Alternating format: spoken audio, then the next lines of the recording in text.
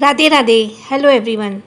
Let's begin with a new episode of वजह तुम हो 367. सानी दुनिया जला देंगे और तुम मेरे बेटे नहीं मेरा गुरूर हो। इधर अंतरा प्रियल के साथ चारों तरफ दक्ष को ढूंढ रही थी। वहीं बाहर भी सबको पता चल गया था कि दक्ष कहीं नहीं मिल रहा था। वहाँ भी चारों तरफ हड़कंप सा मच गया। देविका जी के साथ विपाशा जी भी काफ़ी ज़्यादा परेशान हो गई थी। वहीं शिशिर परितोष जी भी चारों तरफ दक्ष को ढूंढने की कोशिश कर रहे थे। वहीं ध्रुव के साथ बाकी सब भी दक्ष को ढूंढ रहे थे। उधर ध्रुवी ने सबसे पहले जीवा को उसके रूम में सुलाया और वो भी बाकी सभी के साथ दक्ष को आसपास ढूंढने लगी। वहीं दक्ष कहीं भी नहीं मिल रहा था। रात अब गहरी हो रही थी। इधर अंतरा का रो रो कर बुरा हाल हो चुका था। उसे श्रेया और विपाशा जी मुश्किल से संभाल रही थी। वहीं दानिश आसपास कहीं भी नहीं था, जिसे देखकर विपाशा जी बोली, ये दानिश कहाँ चला गया? क्या दानिश को पता नहीं कि दक्ष मिल नहीं रहा है? अंतरा ने जब ये सुना तो उसके अपने आंसू साफ करते हुए कुछ देर पहले जो हुआ वो सोचने लगी और फिर बोली, उन्हें पता है माँ, लेकिन वो कहाँ गए मुझे ये नहीं पता। ये सुनकर शिशिर जी गुस्से से बोले, ये लड़का हमेशा ऐसे ही टाइम पर कहाँ चला जाता है? क्या इसे अपने बच्चे की ज़रा भी फिक्र नहीं है? हम यहाँ सब कितने ज़्यादा परेशान हो रहे हैं। ये पराए देश में अगर दक्ष कहीं भी इधर उधर चला जाएगा तो हम उसे कैसे ढूंढेंगे? ये सुनकर अंतरा की आंखों से और भी ज़्यादा आंसू गिरने लगे। वहीं दूसरी तरफ रिपोर्टर के बैक एरिया के बीच साइड पर इस वक्त दानिश चारों तरफ अपनी नज़रें घुमा रहा था। वहाँ दूर दूर तक अंधेरा था। दानिश के चेहरे पर इस वक्त एक अलग ही एक्सप्रेशन थे। वो चारों तरफ घूरे जा रहा था। तभी वहाँ शिवम के साथ ऋतिक आया। वो दोनों वहाँ आते ही दानिश को देखने लगे और शिवम सीरियस आवाज़ में बोला, हमने चारों तरफ देख लिया पर दक्ष कहीं नहीं मिला। इस पर दानिश अपने दांत भींचते हुए बोला, मैं उसे अकेले ढूंढ लूँगा, तुम सब जाओ यहाँ से। ये कहते हुए दानिश वहाँ से फर्राटे एरिया तरफ चला गया, फॉरेस्ट एरिया की तरफ चला गया, जिसे देखकर शिवम उसे आवाज़ लगाते हुए बोला, लेकिन दानिश पीछे नहीं मुड़ा और वो वहाँ से सीधे फॉरेस्ट के अंदर की तरफ बढ़ गया। वहीं शिवम और ऋतिक उसे ऐसे जाते हुए देख रहे। इधर दानिश अंधेरे में ही अंदर फॉरेस्ट की तरफ चल रहा था।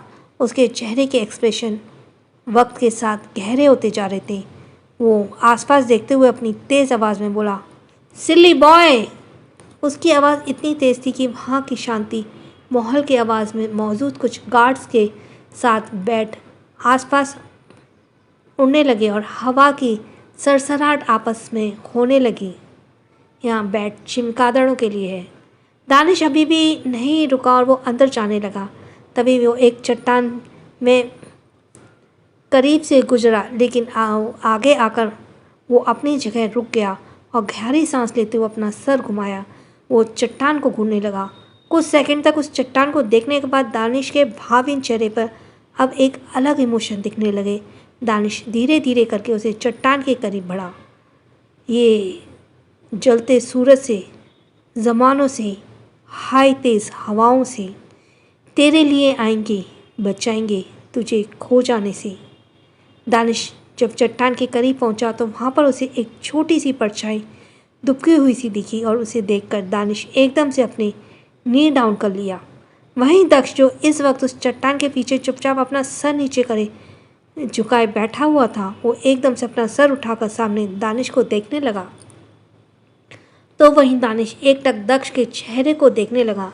दक्ष का छोटा सा चेहरा इस वक्त आंसुओं से सरवर था, भरा हुआ था। उसकी आंखें लगातार रोने से बिल्कुल सूज चुकी थी। दानिश उसे देखकर अपने हाथों को आगे बढ़ाया। दानिश के बड़े हाथों को देखकर दक्ष ने अपने आप को और भी ज़्यादा उस चट्टान से सटा लिया, जिसे देखकर दानिश आगे बढ़ा। उसको झटके से दक्ष के हाथों को पकड़कर अपने करीब खींचते हुए उसे सीने से लगा लिया।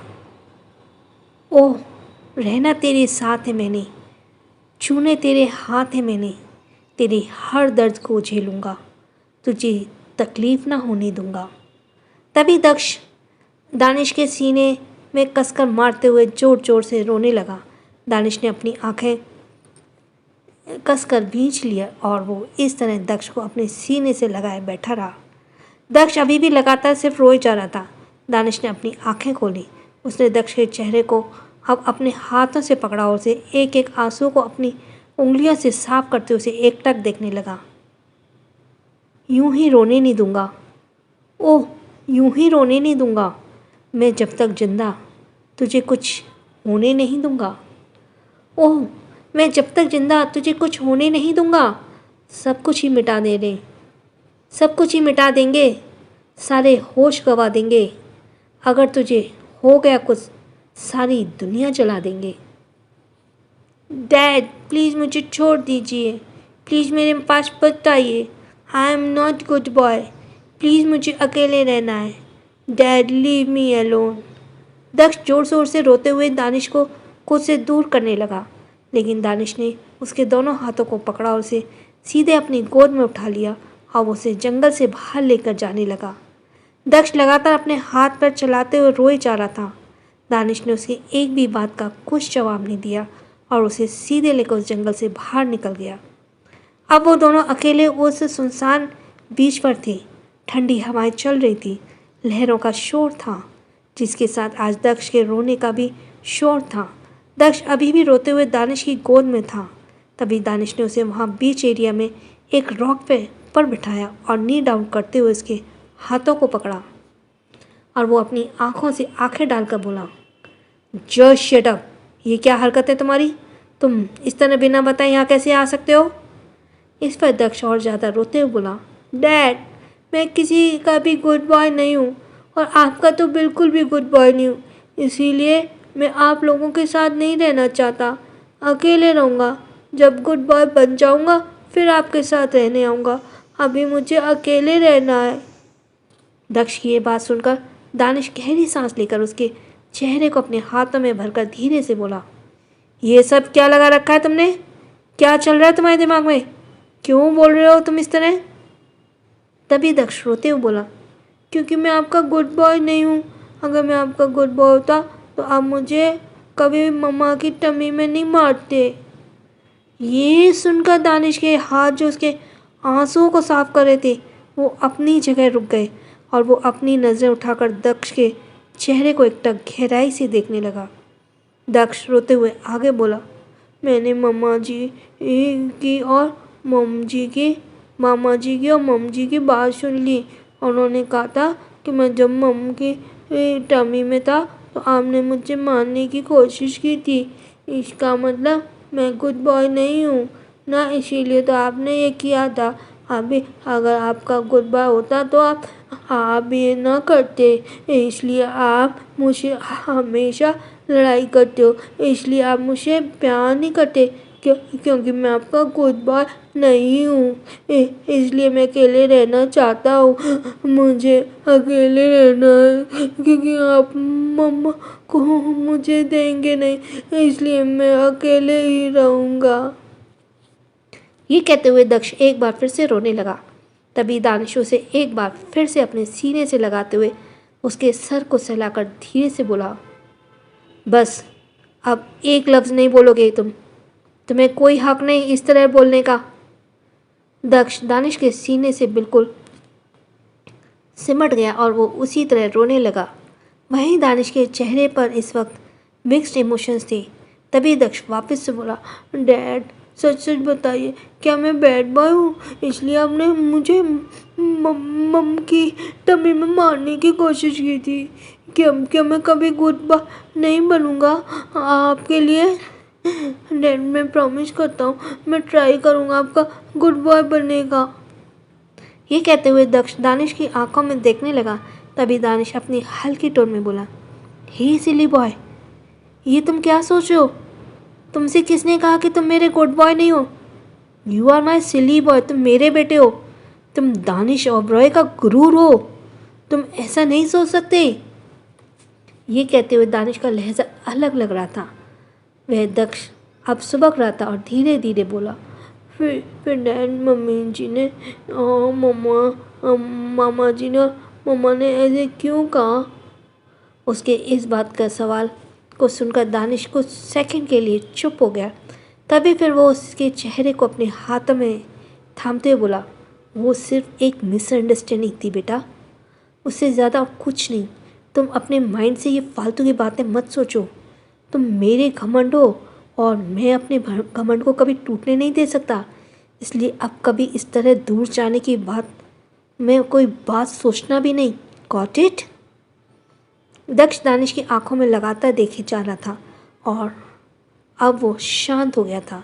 तभी दानिश अपने अंगूठे से उसके गालों पर गिरे आंसुओं को साफ करते हुए आगे बोला, और एक बात मेरी ध्यान से सुनो, आगे फ्यूचर में बहुत से ऐसे लोग आएंगे जो तुमसे कोई भी बिना सर पैर की बात करेंगे, अननेसेसरी तुम्हें मैनिपुलेट करने की कोशिश करेंगे, तुम्हें ऐसी बात करेंगे जो तुम्हारे माइंड को ट्रिगर करे, तुम्हारे माइंड को बातें हिट करेंगी, लेकिन तुम उन सब से अपसेट नहीं होगे। तुम वो सारी बातें आकर मुझे बताओगे, और अगर तुमसे ना बताना चाहो तो तुम उसे खुद के मन के अंदर रखोगे। उसे अपने इमोशन के थ्रू कभी बाहर मत निकालना। अपने इमोशन को हमेशा रिजर्व रखना, जिससे तुम स्ट्रांग बनोगे। तुम कोई भी सडन एक्शन नहीं लोगे, क्योंकि आगे बहुत से ऐसे लोग आएंगे जो तुम्हें डिमोटिवेट करने की कोशिश करेंगे, लेकिन तुम्हें खुद को स्ट्रांग बनाना है। तुम समझ रहे हो मेरी बात? दक्ष बेहद गौर से दानिश की बात सुन रहा था। ये सब सुनकर दक्ष ने अपना सिर आखिर में हिलाते हुए बोला, यस डैड, मैं आपकी सारी बात समझ गया एंड आई एम सॉरी।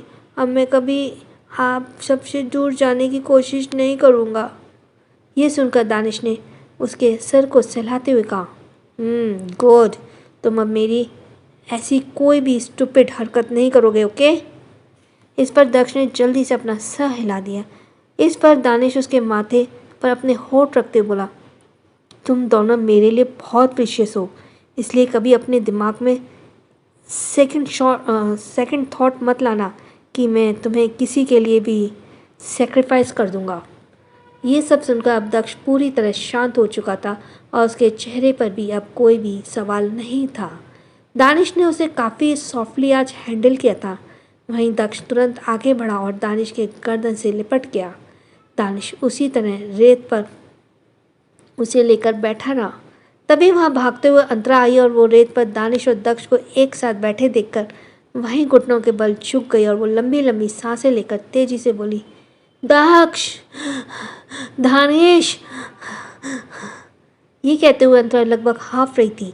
वहीं दक्ष, जो इस वक्त दानिश की गर्दन से लिपटा हुआ था, वो अंतरा की आवाज़ सुनकर तुरंत पीछे की तरफ देखने लगा। वहीं दानिश ने अपनी नज़र उठाई और वो अंतरा को घूरने लगा।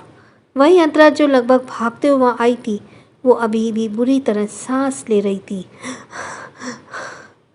हालांकि अब इसकी नज़रें सिर्फ और सिर्फ दानिश और दक्ष पर टिकी हुई थी, जो उसे देख रहे थे। उन दोनों को देखकर अंतरा ने किसी तरह खुद को संभाला और वो वापस से धीरे धीरे करके उनके पास आई और वो वहीं रेत पर बैठ गई और एक टक उन दोनों को बस घूरने लगी। उसने कभी अभी एक शब्द नहीं कहा। वहीं दक्ष दानिश की गोद में बैठा हुआ था और अंतरा को देखकर उसने अपना सिर चुपचाप नीचे झुका लिया।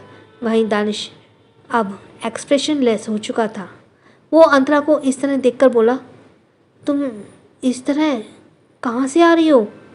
इस पर अंतरा गुस्से से बोली, दानिश, अभी आप चुप रहिए। यह सुनकर दानिश अपनी भौं चढ़ा ली। तभी अंतरा दक्ष को घूरते बोली, दक्ष, आपको कुछ कहना है? इस पर दक्ष ने अपना छोटा सा सर 3 बार ना में हिला दिया। ये देखकर अंतरा अगले ही पल चिल्लाई। So let's go for the next episode.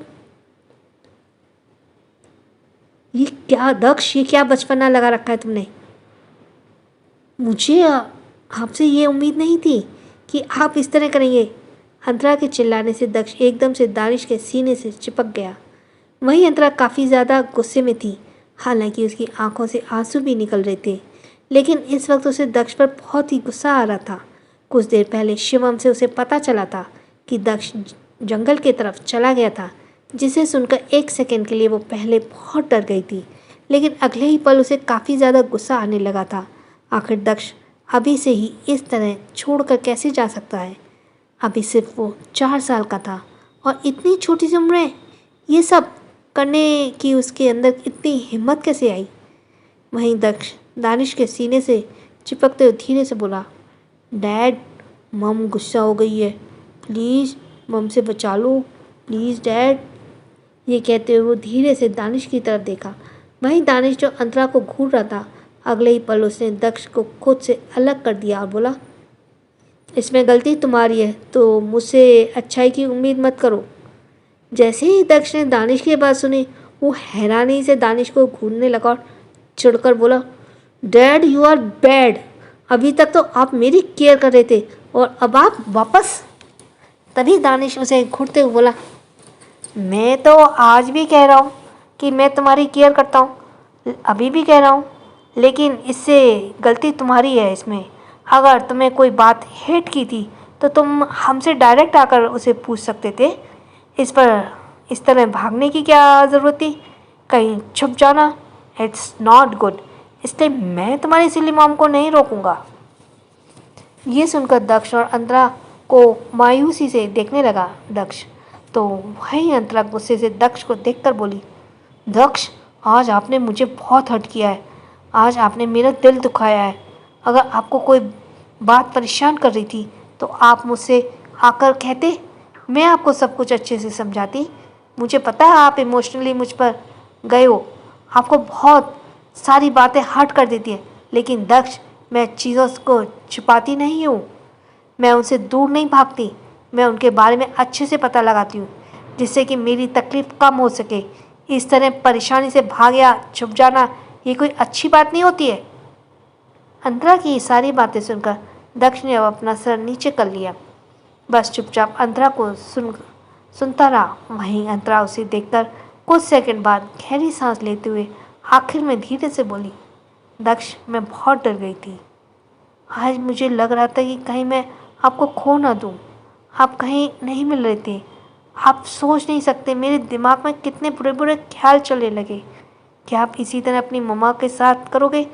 पहले तो सिर्फ आपके डैडी मुझे परेशान किया करते थे, लेकिन अब तो आप भी उसी तरह करने लगे। मैं कैसे संभालूंगा आप दोनों को?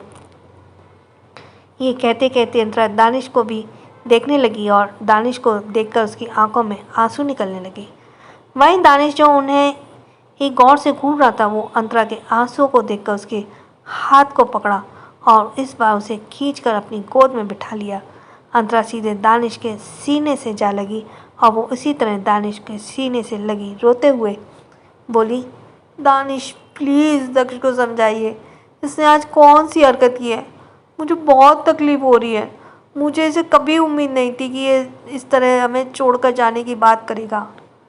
ये कहते हुए अंतरा दानिश के कुर्ते में अपने चेहरे को रब करने लगी। वहीं दानिश उसके सर को धीरे धीरे रब करते हुए बोला, डोंट क्राई सिली गर्ल, मैं उसे समझा दिया है, वो अब से ऐसे कोई हरकत नहीं करेगा। वहीं दक्ष अंतरा को रोते देखकर जल्दी से अंतरा के पास आया और वो दानिश की दूसरी गोद में जाकर बैठ गया। वहीं दानिश उसे घूरने लगा। तभी दक्ष जल्दी से अपने हाथ को आगे बढ़ाते हुए अंतरा के चेहरे पर धीरे से रखते हुए बोला, आई एम सॉरी मम्मा, मैं सच में आगे से ऐसे नहीं करूँगा, मैं आपका गुड बॉय बनूँगा। प्लीज़ मम्मा, सॉरी, प्लीज़ आप ऐसे मत रो, मुझे आपके आंसू अच्छे नहीं लगते। ये सुनकर अंतरा गुस्से से बोली, अगर मेरे आंसू अच्छे नहीं लगते तो आप क्यों करते हैं इस तरह? क्यों आप मुझे रोने पर मजबूर करते हैं? इस पर दक्ष तुरंत बोला, आई एम सो सॉरी मम्मा, लेकिन मैं सच कह रहा हूँ, मैं नेक्स्ट टाइम से ऐसे नहीं करूँगा। इस पर फिर अंतरा आखिर में दक्ष को अपने करीब की और उसे अपने सीने से लगा ली। वहीं दक्ष चुपचाप अंतरा के सीने से लगा रहा। इधर दानिश उन दोनों को अपनी गोद में लिए बैठा हुआ था, तो बस लगातार उन्हें घूरे जा रहा था। तभी फिर दानिश ने अपने हाथों को आगे बढ़ाया और उन दोनों को अपनी बाहों में उसी तरह भर लिया। अब माहौल में शांति छा चुकी थी। दानिश एक तक समुद्र की लहरों को देख रहा था, तो वहीं अंतरा दक्ष को सीने से लगाए बैठी हुई थी। 15 मिनट करीब ऐसे ही गुजर गया। तभी वहाँ सभी घर वाले पहुँचे। अथर्व भी वहाँ घबराते हुए पहुँचा और वो दानिश दक्ष अंतरा को देखने लगा। तभी वहाँ सभी देविका जी बोली, दक्ष क्या मेरा बच्चा ठीक है? देविका जी की आवाज़ सुनकर अंतरा, जो लगभग दानिश की भाव में दक्ष को लेकर नींद में ही चली गई थी, वो एकदम से चौंक गई और जल्दी से अपनी आंखें खोलते हुए दानिश के पीछे देखने लगी, जहां इस वक्त सभी मौजूद थे। ये देखकर वो जल्दी से दानिश की गोद से हट गई और दक्ष को साइड में ले जाकर खड़ी हो गई। वहीं दानिश अपनी जगह से उठा और उन सभी को घूरने लगा। उसकी नज़रें अथर पर थी। अथर को देखकर उसकी नज़रें सर्द पड़ गईं। तभी अंतरा सभी से बोली, दक्ष मिल गया है, आप सब परेशान मत होइए और अब आप सभी आराम कीजिए। इस पर फिर सभी दक्ष को लेकर से आकर मिलने लगे। दक्ष बस चुपचाप खड़ा था, जिसके बाद फिर सभी वहाँ से अपने अपने रूम में चले गए। कल शादी थी, जिस वजह से अब सब शांति से शादी देखना चाहते थे। वहीं अथर्व जाने से पहले दक्ष के पास आया। तभी दक्ष अथर्व के मुंह फेरते हुए अंतरा के पीछे चला गया। ये देखकर अथर्व अपनी जगह रुक गया। तभी दानिश अपनी सर्द आवाज़ में बोला, चले जाओ यहाँ से। यह सुनकर अंतरा बोली, दानिश, मैं अपनी शादी तक कोई भी तमाशा नहीं चाहती। इस पर दानिश अंतरा को बिना एक्सप्रेशन देखकर बोला, जब तक ये इंसान है तब तक शादी में तमाशे होंगे, इससे कह तो ये चला जाए यहाँ से। ये कहकर दानिश अंतरा के पीछे से दक्ष के हाथ को पकड़ा और दूसरे हाथ से अंतरा के हाथ को पकड़ लिया, जिसके बाद वो उन दोनों को वहाँ से ले जाते हुए अथर्व से बिना एक्सप्रेशन बोला, मैं कोशिश करूँगा कि जिस तरह मेरे बेटे ने तुमसे मुंह फेरा है, उसी तरह मेरी बीवी भी जल्दी तुमसे दूर हो जाए। ये सुनकर अथर्व ने गुस्से से अपनी मुठ्ठियाँ बना ली। वहीं अंतरा अभी भी कुछ नहीं बोली। वहीं दानिश दोनों को लेकर वहाँ से सीधे रिजॉर्ट के अंदर चला गया। कुछ देर बाद अंतरा का रूम। बेड पर सो रहे दक्ष के ऊपर अंतरा ने ब्लैंकेट डाला और प्यार से उसके माथे पर किस करके बोली, दानिश, आज तो कुछ भी हुआ, आज जो कुछ भी हुआ उससे मेरा दक्ष बहुत हर्ट हुआ है और इतनी उम्र में उसने हम सबसे दूर जाने की कोशिश की है। मुझे इसके आगे फ्यूचर को लेकर बहुत डर लग रहा है। दानिश जो इस वक्त सोफे पर लीन होकर बैठा था और टैब यूज़ कर रहा था, वो अंतरा की बात सुनकर कुछ सेकंड के लिए रुक गया और फिर बिना एक्सप्रेशन बोला, अगर ये बात है तो मैं इसे खुद से दूर कर दूंगा, जिससे ये स्ट्रॉन्ग बन सके। अगर ये बात है तो मैं इसे खुद से दूर कर दूंगा, जिससे स्ट्रॉन्ग बन सके।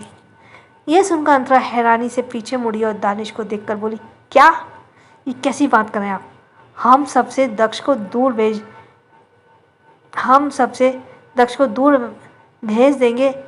देने से वो ऐसे स्ट्रॉन्ग बनेगा, बल्कि हम सब उसे अच्छा एनवायरनमेंट देंगे, तब वो ज़्यादा स्ट्रॉन्ग बनेगा। इस पर दानिश अंतरा को घूरते हुए बोला, मैं भी अपनी फैमिली से पूरे 20 साल दूर रहा हूँ और वही मैं इसके साथ भी करूँगा। ये सुनकर अंतरा गुस्से से बोली, नहीं दानिश, आपके साथ जो हुआ मैं अपने बेटे के साथ कभी नहीं होने दूंगी। मैं अपने बेटे को खुद से दूर नहीं करूँगी, वो हमारे साथ ही बड़ा होगा। इस पर दानिश वापस से अपने टैब में स्क्रॉल करते हुए बोला, let's see silly girl. Danish ने लेट्स सी शब्द को सुनकर अंतरा का दिमाग खराब हो गया और वो दानिश के पास आई। उसने दानिश के टैब को गुस्से से बंद करते हुए सोफे पर साइड में रख दिया और बोली, दानिश, मुझे साफ साफ जवाब चाहिए। मैं अपने बेटे को खुद से दूर नहीं करूँगी, समझे आप? तभी दानिश ने उसे खींचकर अपनी गोद में बिठा लिया। उसके चेहरे पे घूर कर बोला, सिली गर्ल, उसे दूर जाना ही होगा। अंतरा इस पर बोली, दानिश, क्यों जाना होगा उसे दूर? क्या हम दक्ष को अपने साथ रखकर बड़ा नहीं कर सकते? इस पर दानिश उसके चेहरे पर अपने चेहरे से रब करते हुए बोला, वो तुम्हारे साथ रहकर सिली बन जाएगा, जो कि मैं नहीं चाहता। दानिश की यह बात सुनकर अंतरा का मुंह बन गया और वो दानिश के सीने पर मारते हुए बोली, दानिश, क्या आप इसी वजह से दक्ष से मुझे दूर कर भेजेंगे? यह सुनकर दानिश हल्के से मुस्कुराते बोला, यस सिली गर्ल, मैं नहीं चाहता कि मेरा बेटा भी तुम्हारी तरह सिली बने। इस पर अंतरा ने दानिश को अपना मुंह फेर लिया। वहीं दानिश उसे अपनी गोद में उठाकर बेड की तरफ चला गया। अगली सुबह, आज शादी थी। सुबह से ही काफ़ी ज़्यादा ज़ोर शोरों से शादी की तैयारियां चल रही थी, लेकिन शादी से पहले दोपहर में शिवम, ध्रुव और ऋतिक, करण, इन सभी ने एक कॉकटेल और बैचलर पार्टी का प्रिपरेशन की थी। रिजॉर्ट के दूसरे एरिया पर होनी थी, जहाँ पर इस वक्त सारी तैयारियां हो चुकी थी। Beers and wines, bars, counters लगे हुए थे। फ्लोर लगाया गया था और वो एक कॉस्ट्यूम पार्टी थी, जहाँ पर सभी मास्क लगाकर अपने अपने पार्टनर्स के साथ डांस करने वाले थे। वहीं दानिश इस वक्त डार्क ब्लू कलर के आउटफिट में था। उसके शर्ट के 3 बटन खुली थी, जिससे उसके मसल्स बाहर विजिबल हो रही थी, जो इस वक्त वहाँ के फॉरेनर्स गर्ल्स को सेंटर ऑफ अट्रैक्शन बन रहा था। लेकिन दानिश इस वक्त अपने ड्रिंक पर कंसंट्रेट किए हुए था। वहीं शिवम, करण और ध्रुव, ऋतिक, इन सभी ने अपने चेहरे पर मास्क लगाया। तभी शिवम ने दानिश की तरफ एक मास्क बढ़ाते हुए कहा, दानिश, ये तुम्हारी कॉकटेल पार्टी है, तुम ये मास्क नहीं लगाओगे तो अच्छा नहीं लगेगा। इस पर दानिश ने मास्क लिया और बिना एक्सप्रेशन घूरते हुए बोला, मुझे इससे कोई इंटरेस्ट नहीं है। ये सुनकर शिवम मुंह बनाते हुए बोला, मुझे तो लगता है तुम्हें अपनी शादी में ही कोई इंटरेस्ट नहीं है। ये सुनकर दानिश उसे घूरने लगा। तभी शिवम फिर हंसते हुए बोला, मैं तो मजाक कर रहा था, मुझे तो लगता है तुम्हें शादी से ज़्यादा अपनी फर्स्ट नाइट में इंटरेस्ट होगा, राइट? ये सुनकर दानिश अब तिरछा मुस्कुराते हुए बोला, तुम मुझे काफ़ी अच्छे से जानने लगे हो। ये सुनकर शिवम उसे घूरते हुए बोला, मुझे तुमसे यही उम्मीद थी। यह कहकर वो वहाँ से उस मास्क को लेकर चला गया। इधर तभी श्रेया, ध्रुवी, सौम्या, प्रियल, ये सभी बीच ड्रेस में रेडी होकर वहाँ आई। इन सभी लड़कियों को देखकर सभी लड़के बेशर्मी की तरह उन्हें घूरने लगे। इस वक्त वो सभी बीच ड्रेस में थी। तभी वहाँ म्यूज़िक ऑन हुआ और सभी लड़कियाँ फ्लोर पर गईं और सभी के हाथों में एक एक ड्रिंक ग्लास थी और वो सभी ड्रिंक करते हुए आपस में ही डांस करने लगी। वहीं दानिश अभी भी अपनी ड्रिंक कर रहा था। तभी अचानक से वहाँ म्यूज़िक चेंज हुआ और एक हाई हील्स की आवाज़ दानिश के कानों में आई। Thank you. ये एपिसोड यहीं तक था। Thanks for listening. छोटों को प्यार, बड़ों को सम्मान।